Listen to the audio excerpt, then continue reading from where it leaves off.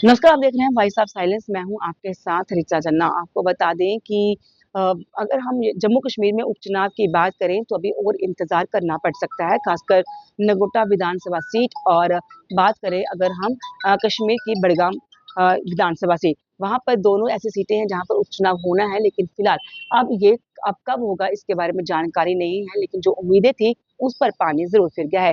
आपको दरअसल हम बता दें कि माना जा रहा था कि अब जल्द ही दोनों ही सीटों पर उपचुनाव होंगे, लेकिन कल जब उपचुनाव की घोषणा कहीं और जगहों पर हुई है, तो यहाँ पर जम्मू कश्मीर के लिए उपचुनावी घोषणा नहीं की गई।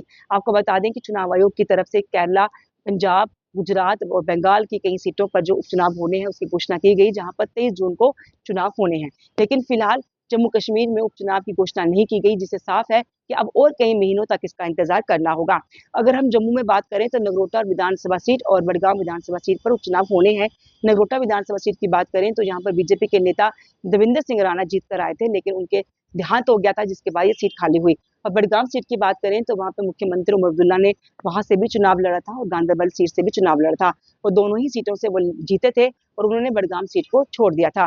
जिसके बाद जो अगर नियम माने तो दोनों ही सीटों पर 6 महीने के अंदर अंदर चुनाव होने थे।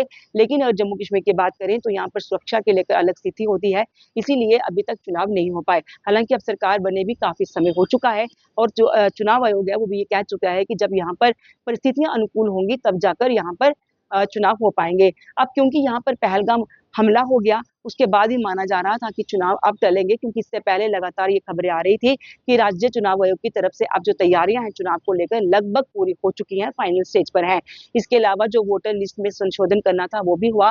वोटर्स को भी कहा गया कि जिनका नाम नहीं है वो अपने नाम शामिल करवाएं, तो जिससे भी लगभग ये माना जा रहा था कि अब चुनाव जल्द हो जाएंगे। इसी बीच में आपको बता दें कि दोनों ही सीटों पर जो संभावित चेहरे थे, अलग अलग सीट जो राजनीतिक पार्टियां उनके जो चेहरे थे उम्मीदवारों के, वो अपनी जगह पर कैंपेन कर रहे थे।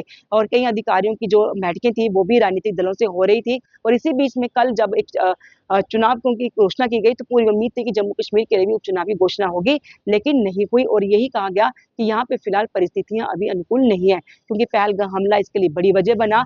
और क्योंकि अब श्री अमरनाथ यात्रा शुरू होने वाली है 3 जुलाई से, तो जाहिर सी बात है कि सुरक्षा बलों की जो है वो तैनाती होगी पूरे लखनपुर से लेकर पवित्र गुफा तक। तो ऐसे में सुरक्षा बलों की जब तैनाती होगी तो इलेक्शन होना बिल्कुल नामुमकिन है। तो अगस्त तक यहाँ पर यात्रा चलेगी, उसके बाद कब ये उपचुनाव होंगे इसके बारे में अभी तक फिलहाल कोई जानकारी नहीं। इसीलिए ये माना जा रहा है कि अब जो चुनाव टले हैं ये कहीं ना कहीं अनिश्चित काल के लिए टल चुके हैं। तो इसीलिए अब और भी इंतजार करना होगा कि कब नगरोटा विधानसभा सीट और बड़गाम सीट के लिए जो है उपचुनाव की घोषणा होगी। Cameraman Naveen soon, vice of silence.